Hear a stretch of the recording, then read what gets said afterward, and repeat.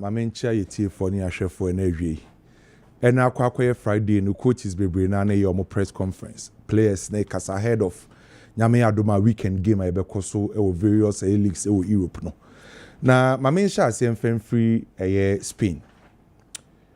Metietie Lamine Yamal ni interviews ni bebre na omubusa ne se nyame adoma Sunday one Real Madrid no Lamine Yamal obeshegu anase onshegu ntia Real Madrid ana Lamine Yamal say last season venue na game ne bekoso Bernabeu no okoshe goal ho ema Barcelona akoshe 4 into no ogidie say nyame adoma Sunday ono Lamine Yamal obesi form na washegu e de ama Barcelona supporters. So according to Lamine Yamal ken o say obeshegu nyame adoma Sunday na after sa interview no the Babonten and Kofosu as our cray or Casado donya butre enye last season Barcelona they say Barcelona boku no injuries bebre and a form no craft no free injury aba enti onya butre my kid.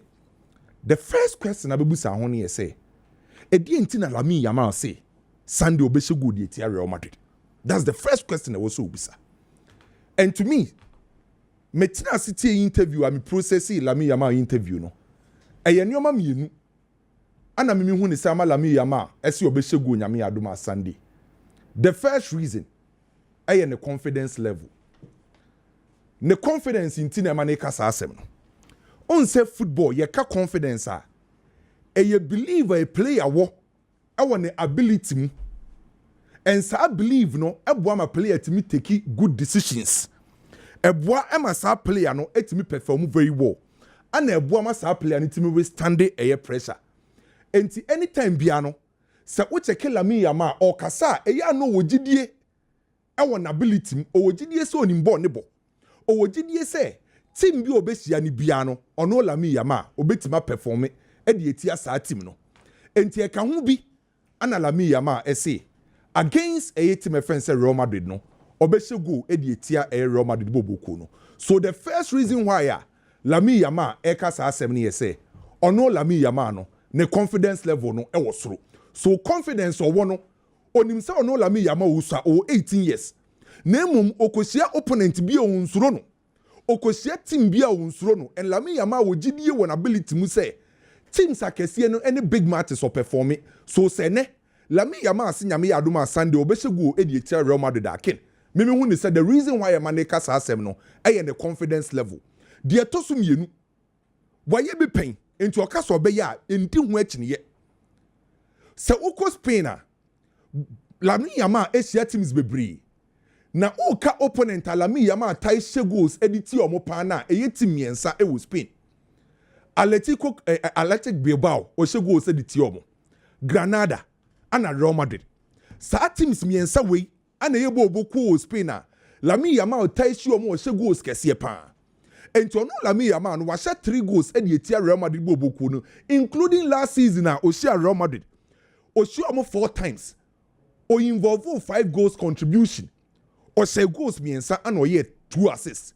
And Lamine Yamal nankasa as a footballer o wo gidie wo ni mu se enam se wa ye bi pen e wo Bernabeu enam se o share Real Madrid o tai hye ni nti no o wo gidie se obetima akwa so se ne me metise Lamine Yamal se obehye Real Madrid Sunday a 2 reasons in Lamine Yamal kasa ne confidence e kra no ana ade a waye bi pen enti so kasa sa ye bi ma ye ndi na chinye bebre biking ni nyina no ebetwa nyame yadoma Sunday said ye all kasa no Sunday agro ne form wakasa kasa de mframa by performance no ana also show working on the field of play enti se ye behwe Lamine Yamal nyame yadoma Sunday said ye wakasa obehwe Real Madrid no ye kohweso betima hye and may train the battle between Lamine Yamal and Alvaro Carreras over the left side edema Real Madrid boboku nti ye train Lamine Yamal wa promise Barcelona for ne say Sunday obeshegu die tia Real Madrid ye hweso betima deliver sa promise no edema Barcelona.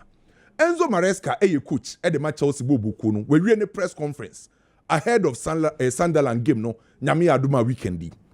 Na good news say free Enzo Maresca ne press conference ne ba ne ye say o say afedie abrante ne friend say Delap etimi recover na enram pokra no Delap etimi ye training with ne teammates no na emum nyame adoma weekend game against Sunderland ne de Delap entimi nsi akan by midweek ewo EFL Cup no ana Delap ebetime si akan e de ma Chelsea bobuko no, which I believe a good news e de ma Chelsea bobuko no any Chelsea as a football club.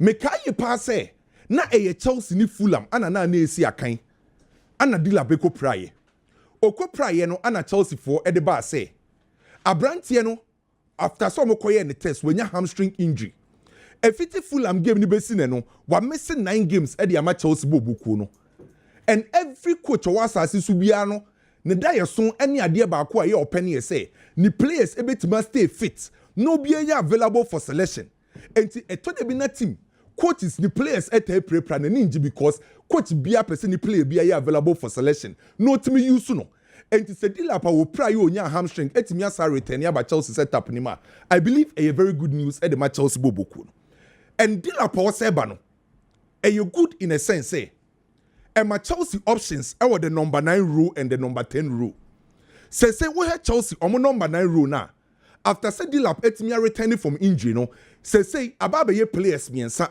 betimi I operate was a row hoye be very good for Chelsea, very instrumental for Chelsea already. Joao Pedro ewo ho was our number 9 row ho Magiu so ewo ho and I say Delap etimi returning, and based on the nature of the game at Chelsea Beshia opponent at Chelsea Beshia no e betimi ma coach ni decided you obey use no ewo number 9 say we your coach and also we your team now players ni prepare bebra e ya na amount options ewo positions by say na Delap as returning from injury no say Enzo Maresca ewo option one number 9 rule say Chelsea ekoshi opponent match we die or analyze opponent na onim say maybe Delap and sha see e be suit no or assess opponent no bet mark say oh match we die e ma give na bet me suit no, so based on opponent at Chelsea bet me channel no say Delap wait me return no e be ma Chelsea options ewo number 9 rule ho the same time e be more options ewo number 10 rule ho. Let's not forget Kopa Mepra. Enti Kopa Mepra no obia nim say Chelsea abrante fen say Joao Pedro etimi bo as a number 9.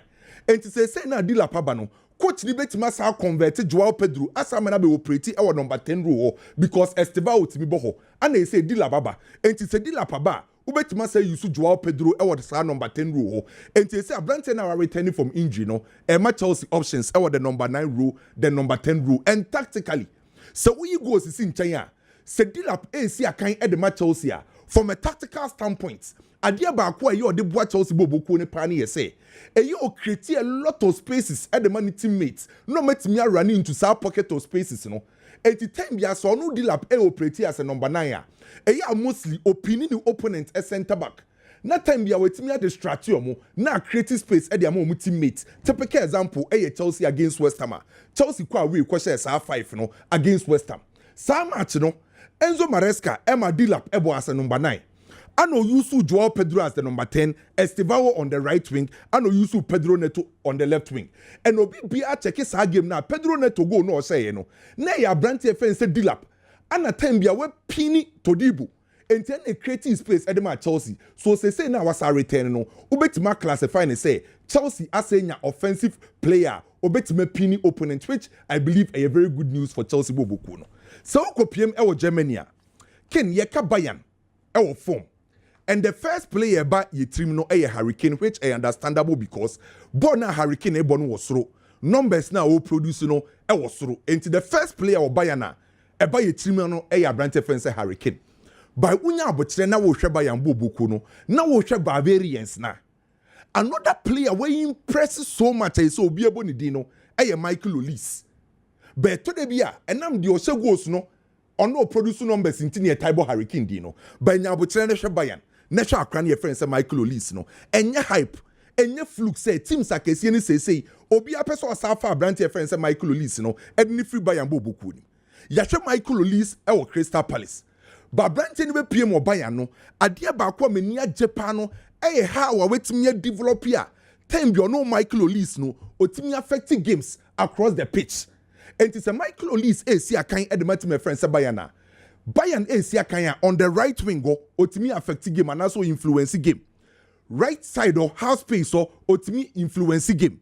about the left half space or influence game wo about the central role as the number 10 or to me influence game enti u check abrante na fiti so okose Bayern fo jesi no ye ka play o to me influence game o to me affect game edema Bayern bobokun across the picture untimi ni Michael Olise mfem free ho last season in all competition Michael Olise ema 20 goals ani aba be new season ase wama 9 goals aye 8 assists can say football na ye bono akwa akoye numbers game enti so utimi ma good performance now say the numbers esa ka ho a e ma sa player na be special to me player ba ko a enche bia no me hu ni say obe hiti soro ama wiase nyina abon no e Michael Olise enye me won say Manchester City for di na chi say omo pe no say we check Manchester City the right side of oye omo win so a omo say the ni established right winger ni hu bebre so ko Liverpool for so omo pe Michael Olise omo nim say enche bia Mohamed Salah ebe free sin nim ente wose ekwanya obi a obetima be influence game obetima sa be ade up numbers and say who per right winger back or former or perform at the highest level e ya branch friend say Michael Olise me kwa wie no Amorim susu wie ne press conference na ahead of Brighton and Manchester game no mbusa Amorim say what's the Liverpool game no saying the City and Amorim say spirit no mudi winning na was ro by say Liverpool game no e pass be focus on the future ade Amorim person kan nyina na say Manchester United hia nyoma mienu omu hia consistency in their results and performance and omu hia winning mentality ken every top football club was as no we tactics free ho we individual performance free ho we hia consistency untimi win ene adebechi no drop adebechi no say win there be your fans stay on the top and the teams omu dominate league teams omu compete at the highest level biano a year consistency in terms of results and performance I was so how a ubetimi abo homoden de wo ye no ubetima ya to aso no and ye kind of consistency then about winning mentality how at time biano ubenya adwini believe be say game na ye wrem no ye betime win enti check Manchester United hwe ball no mokobo against Liverpool team those Liverpool ne dominate here by checking mentality of the real game nim and no na say Manchester United here because in terms of individual brilliance Manchester will be by the na akasa Manchester United washe Sunderland washe Liverpool akasa ombe win ya to so mutimi yes ade ne to so a and the Manchester United be so you expect against Brighton the same results the kind of energy that consistency of their mind that winning mentality no I don't know you say Manchester United fans ni na ehwehwe say Manchester sha say so mu win ya to so a eno na obenya gidie say after the Manchester United ABC ni that dem enti Amorim say Manchester ehia sa consistency ni winning mentality but that say consistency and winning mentality United against Brighton ye baba be di won komo others embre the etiana say ene me hu say Spain boil pa na it's because of an 18-year-old boy and it generated this classical conversation say and it's here. Now, you see, some of these things, you know, classical bebaswa, you need some of these tension. Me who's a tension, our town pa. Madrid for akuma was ro. Madrid akuma was ro pa. And a Barca no, what they are doing is intentional. Say a starting free, Barca come on the ball, was very real. And a Florentino Perez at CSMwa, born a yamo. It's a before order now. Now, me no be din komo kakra. The Etienne say, I think say, me I am beginning to appreciate the fact to say, Lamine Yamal on your Messi, or your calm on your interviews and throw shots. On say Messi most times Nankasa no on tisa on kasa oba be in adwuma na oko. Lamine Oyobia or Pekasa, they be our person what news or said that he always want to be in the news. Or ye crowd, mesha no aba be sankofoni bia. Instead of sometimes Obia was on you see an idea. Obi a calm. Obi person they be or bad news anymore. What you say? Inti Lamine ye sankofoni bi. Ejuma no oniyo. Inti opekasa. It's maybe say a share from that angle. Now, Ken, I know the genesis of the story. Share what I say between 2008 to be 2012 mu baby. Ye bo classico bia no a. Why na be interview emebufuo ba. Gerard Piqué, beboa. Between 2008 to 2012. Ye be bo classico na tension wo mu a. Do be say da be kan sam na Madrid fo no buafu e Gerard Piqué. Piqué ne saye sa de no. It's game no the BCB the cameras for the Piqué. So okay say 5-0 ne by Piqué and say he's the main man. On a na ko trigger asam ne ba. Na oba na Mourinho mo so na nam those days time Mourinho mo buy no. It's sa tension no e wo ho. 1 week ago and Gerard Piqué started sa de when come na Lamine Yamal kodi ye no. Gerard Piqué na started ye. And on started be interview say referee say was Spain for no munyina ya Madrid for a. Okasa entwam. There was an interview by Bayern on Marcelo Tikamu. Sabenya sa we no. Kent. Now Okasa ana o make comments be. So this is the Gerard Piqué. And on Marcelo Okasa. And o make comments be. Ma me for comments in show. Can you give me the comments? Na me show ade. Can me patcho wadaroma. Beso boa me wa. Hwe Gerard Piqué asem wo kai. Real Madrid complains when they can no longer steal. That's the DNA of Real Madrid. Senior man know. Real Madrid complains when they can no longer steal. That's the DNA of Real Madrid. Just a Real Madrid DNA they say. There be on complaints. Who say Madrid ni complaints and I just say, "Obeso bo chrono, but untimi mo sa chrono no."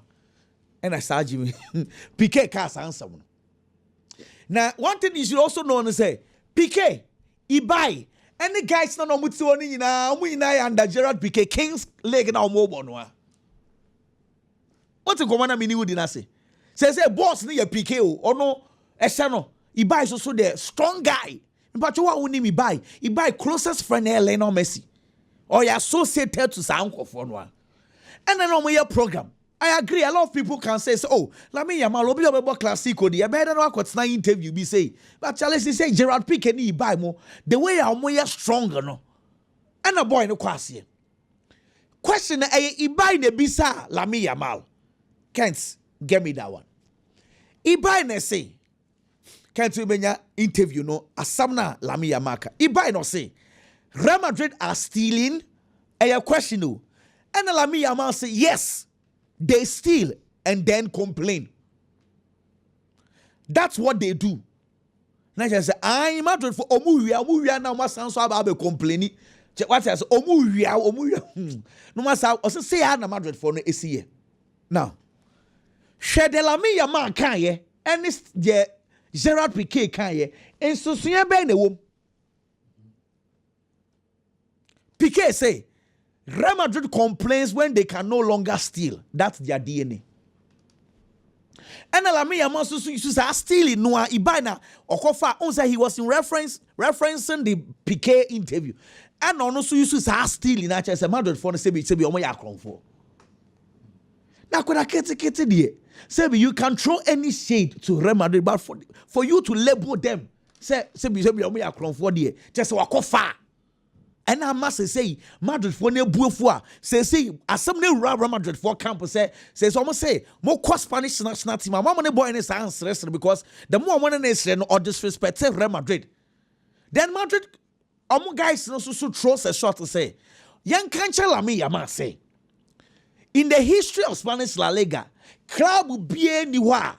Almost some more court to say, Omutuya 8.4 million euros. Edema, vice president of the Referees Association, Negregra, Emma Samuel Guswa Yeka. It is evidence by NHS one club is paying that huge sums of money to a referee. Inteno swear. Obe accusing Madrid. Madrid, then what is the evidence? For the end of the year, ya tama Samuel cry the court. It is saying back and forth. I'm sure say, Nyamia Dumo Kwesiada. Aya. Park and also, dear Bessie. Na me no minim pefe se sankan komo we enanka those days Sergio Ramos any Pepe mu a enka they will kick him, they will be kicking Lamine Yamal. Born enka they will target Lamine Yamal. say enkane no e bia pepe mu say what can some the entire Madrid fan base obi ebuefu comments left right center inka the game no ye bebo de name a war ankasa na kiyeko. I don't know how Madrid are going to react. I think say the best way a park and because Nkomana Lamine Yamal didn't OD because we share Madrid 4 times or share almost Madrid Barcelona sending you na. Inti say we are expecting Real Madrid's response. Whether they are going to do it on the pitch by winning them or whether they are going to do on the pitch by discipline Lamine Yamal and one in any chain. It could also be says Lamine Yamal send an grossy pension no. Wouldn't who before say game ni mu a one hwani asade no kra no betwetwe weku because esipen onse boy no sa anote nkoma ye di nani agye o otifia na osre because he's the type of guy dey be open news or person news ban ho inti ken dia tia no no say classico no ha nkoma unse nan say na sa classico aye din say but say this game the tension as start say bank kakra sometimes we need some of these things boy mo say the entire Madrid fan base ne die ebufuo ho munya botre akwada ne die afa die Madrid parking Madrid for say Lamine Yamal ensua Messi na me say hey for the very first time I am hearing this say Madrid supporters ni bi bo Messi abaso because say Messi with all the records were classico muno when the Madrid attempt that no a discipline but all Lamine Yamal just 18 years Shankoma was starting ED it throw shots the man Real Madrid Yami Aduma will sit down on the pitch. Dear Tiana say Raphinha nkomo no eyame ya pa na yana yame yana say one of the players in fact they care about their health. Raphinha can be. Last year, you season, you know, and I appointed Bruno Oliveira. Why wouldn't Bruno Oliveira? Are you Brazil? Can't mami Bruno Nyamisha. Bruno na that television or so no. Bruno are you Brazil ni? Na the speciality they say. In fact, before and after. On him how to prevent injury. So yes, so a specialist. He is paid by Raphinha's own channel. Instead of question my woman say last season, Ken Raphinha so prior. When you invest power on the football now, it is such a player. All of a sudden, because there are times a place where I recklessly won't say in Yanibi as many didn't work with the Adebi man in Yano, but obey a discipline. Now a plan still no behana. It is painful. But so na team no more. Players are last season. Omuti te krombe bobo na juice kundi and Raphinha. They say juice kundi so ne health na a star big kakra. It's sad. Because ken, let me cast some show. Baby Raphinha prano. The man is serious na say. We proud of pain. See, ne biceps na say ne to ase kakra. Ne 9 rights no, e to ase kakra. And aka Raphinha. Be ma me na menchire wade. Watch this injury. In fact, I started 2023 September. And onya sa injury where 2023 Raphinha ne hwe baby was on the 9. One was answer preview. So the injury he got in 2023 was the same thing. In fact, on a similar injury in 2024 January, but and on a 9 left no. It is a say the right biceps no. When you move quickly injury by Barcelona say in their official statement, Barcelona said he was going out for 3 weeks. And I'm say Obe Messi Sociedad, Paris Saint-Germain, Sevilla, Girona. In the say classico die Obe Bobby because the last time Raphinha played football was against Real Oviedo. And we in from on the 64th minute. Nyamia Dumwa, Ochina, 1 month pepe. So you can say okay, 3 weeks a day. He will be available to play in the classico. You go international break by and bas Raphinha 1 ton and we're like hey I said 1 ton in temu and onya let's setback kakra and wasan so returning setback no nya na say oba Messi Girona game no prepare for the Clasico only for this morning osa be train what is the pains ewom at this stage him say the more all rushes so be ball no the more and a setbacks in the beba a very very sad situation because senior boy or pay dwuma or pay ball ne ball no injuries no start say e ha ni say ya o hia na estole ni development Ken Ateta say Gabriel Magalhaes still on one and now no more ball ATM Atletico Madrid game we no on training here and for bia ho the entire makers and say 2 years ago Ateta be announced say Gabriel Magalhaes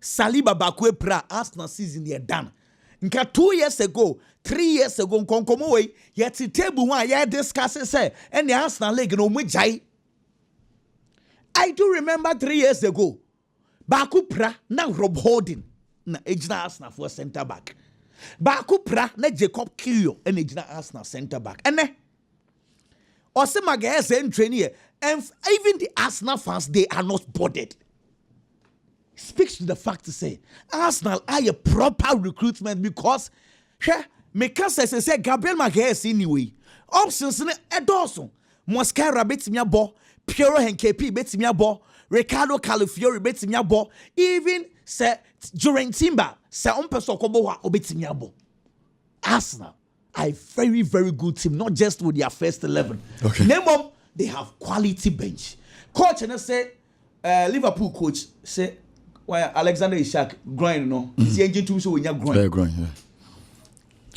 yeah okay Isak's issue I think say coach na manage situation nyanka sana Kenny and me pese me bisa wo boy no as I told the bia na esisi mi so say e bia no close na shemu say once he is fit he's supposed to start and I be bisa ma utrim because me maintain ye many biase. Okay. Sometimes if I want to analyze the situation very well I am like maybe as a contract him say once he is fit they are supposed to play say yes sir it is obvious to say baby a boy in a dream 1 year pre-season until was some manage no abem ebia 40 minutes and kakra then no abe picky because obie nim say Isak ye fit eketiki ye fit Isak ni more the ball chain no nemom senior nema ni esi ekeka kono so man manage boy in this situation pressure beton so because every single time ekiteke be say go biano na ere come akwa to Alexander Isak so we shouldn't be okay but that's say yeah the booking course na nche yeah the bebre mo biggie magana for nto nke to nka chekakra Ken oye Julio Batista story bi say or criticize Real Madrid coach Fernando Xabi Alonso na Julio Batista ho ye me wanwa pa I was say omo kan okra bi de kire Hendrick na omo jai Xabi Alonso no omo criticize no Ken Xabi Alonso a coach and wa be fa Real Madrid bo boku no Xabi Alonso had the opportunity of coaching by Leverkusen in the Bundesliga with no disrespect. The Bundesliga is not a bigger league than the Spanish La Liga. That is number one. Number two, club are now coaching the Bundesliga in Bayer Leverkusen. Any bigger club and fan chain Real Madrid. Enti adwuma obey wo Bundesliga ni mu. Eya no kresa otimi G League wo okom beating ensi wo Bundesliga ni mu da. Eya no krepa. Or the team le kokobo Europa Cup final. Eya no krepa. But league na wo je ye no. Enso nchen Spanish La Liga no. Spanish La Liga no be the coach Real Madrid their friend is Carlo Ancelotti. He is a bigger coach than the coach your friend says Xabi Alonso. League now oji wo Germany no. Wajiji bi e was Spain and the Real Madrid. A league so chain ho de no. Europa Cup now ko finals no. Ni nua panyi e Champions League. Wajiji bi the Real Madrid as we speak. Only the coach when it comes to Champions League, what about the departure coach bia in the history of the Champions League because wajema kunum. This is the coach I know handle Real Madrid. And na oko. And na Real Madrid ababa befa waba. Enti adwuma bi a waye e wo Bundesliga nim for Bayer Leverkusen na esi obaba befa Real Madrid. Can looking at the magnitude of the club, the pressure I work club ni mu no. Ontimi mfa Real Madrid adwuma ne ma medi agro. Ontimi mfa Real Madrid adwuma ne ma meto chacha. ɛsɛ sɛ ɔhyɛ aseɛ na ɔhit the ground running lag league ni nya nhyɛ aseɛ mpo club world cup ni mu na matches baako mmienu mmiɛnsa bi ɔbɔ ya ɛnkɔ yie nipa hyɛ aseɛ di n'atam amanfoɔ hyɛ aseɛ ka nsɛm bi kyerɛ no just because ɔmo feel sɛ Real Madrid adwuma no ɛnya adeɛ Xabi Alonso betumi ayɛ dabi enti asɛm a ɛwɔ mu ne sɛ ɔno na adwuma no a wabɛfa no onim sɛ deɛ adwuma no si so onim sɛ deɛ adwuma no den si teɛ enti obɛhia the best of players na ɔde ɔmo abɔ ɛnya afei na ɔba abɛso players bi ahwɛ enti ɔmo wɔ feel sɛ ɔmo betumi ama no results ɛna ɔbɛyi si ɔmo ɔbaayɛ no na Endrick yɛ injured club world cup na ɔde ma no opportunity and I said the new players ɔmo nyɛ establish no ɔmo opportunity wɔ club world cup nim ken Endrick nya available Gonzalo Garcia na yɛ available as a backup striker ɔbɛbɔ club world cup ni ma no he played 6 matches ɔhyɛ 4 goals ɛna ɔassist baako eti coach ni baayɛ na ɔma players opportunity no wɔn ho di akwadaa no betumi ayɛ de ama Real Madrid eti so yɛ coach Xabi Alonso a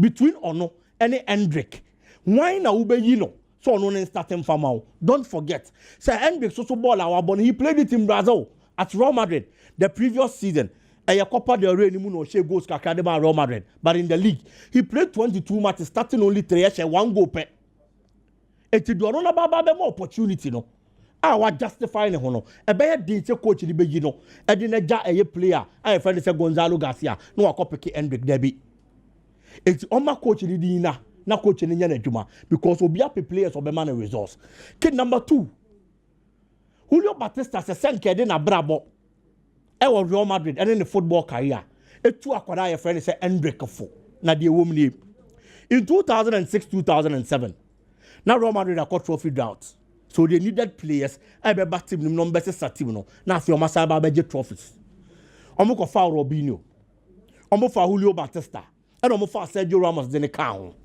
kino mo buy na Sergio Ramos e bo Robinho bo but na Julio Batista nya bi mo because as a midfielder attacking midfielder and as a striker no compete with Zidane any Guti these were established players e Real Madrid bo ko ni mo enti obenya bi abane ade ne kobo the left wing position because the position omo competing ye mainstay ye wie sa season no and o se won timi ntina Real Madrid bo ko ni so o ko ba bi obenya bi abo and na Julio Batista ko bo loan wa Arsenal okọ Arsenal no okobo maniema koye e ma ne peke ne form of Arsenal after that season oba back to Real Madrid na Madrid afa new coach ya Ben Schuster and a Ben Schuster man opportunity Real Madrid bo ko ni mu that season he was one of the integral players in the Real Madrid setup oka ho no obo ayema Real Madrid G League enu nti da make say ono na brabo Real Madrid no ese so the 2 players friend say Endrick fo se wonya bia mo Real Madrid a call Arsenal okọ pick in form no back to Real Madrid a obey instrumental ma Madrid G League no on fan to akwada ne fo se wonya bi mo no mu playing time dia ma akwada na on move to a club o mu benya trust woni mu no man opportunity no wonya more playing time na mre bi ba na opagya na niam akọ nkan ma no na after the loan spell say ba Real Madrid a wa ba as a good player and a starter nemo menye coach Xabi Alonso e na akọ blame no debi ken coach I friend session Dyche Nottingham Forest finally and now we second win of the season and after 10 matches Oma Baba be your first win. There is something about Sean Dyche. Mijitum said there is one thing we call the new coaches syndrome until most of the time so coach for Jumadi for and found how bad the team is. Almost every player per position will be a person near Macon Kaimano no be under the new coach. It will be a bay in home, will be a bay increasing in more, and I thought they were coaches in the correct. But Sean Dyche, season now, Arsenal supported Benya GDA power at Tetamu in the 2022-2023 season. I would say Arsenal this second at Twasomiansa, but the first time at Teta this second, that was in 2022-2023 season. And on the Arsenal supporters the GDA buy that season. Now supporters are so confident on the Premier League title. Looking at the performance, I know more than Arsenal was on a very good run. Almost Bona or share. That time. That team my friend said Everton so near man conquer from Maomo. The Tariana why. Coincidentally, at that time, Everton so about 10 matches there twice or Munsun to me chair. And I'm for coach on Dyche the buy. And the first test was against Arsenal, and Arsenal were form. A game I know be any GDS draw cramp over Panibeti Bianya. Eventually, Oshia Arsenal no Arsenal 1-0. it was one of the losses say Arsenal season no ali ne je ebe ye den ma Arsenal because momentum no magada no say no enra FC Porto one of the teams in Europe this season Ken before yesterday's game no mo lose match domestically league no mo but no match will be after 8 matches 7 wins and no more draw one no more draw and it's against Benfica a Champions League team only know the same league. It's a the kind of former FC Porto wom. No baby share Nottingham Forest or not to 10 matches. On to me win. Nation Dyche over 10 results no. Etimi anya 2-goal win. And the amateur my friend say Nottingham Forest. Me jitum say you too early. But at least the good start the man has had. Omunya that kind of confidence. Na players need play according to the instructions are. On the team now. Nuno Espirito Santo build the two no. He's a defensive minded coach. And see coach no di kan ba be fa Ange Postecoglou no be break akra because to transform the mindset of the players from defensive football to attacking football no be take time. Omo nya sa time na mfama no. But fortunately for them, Sean Dyche is also a defensive minded coach. Enti be bia na team na be odi adu no.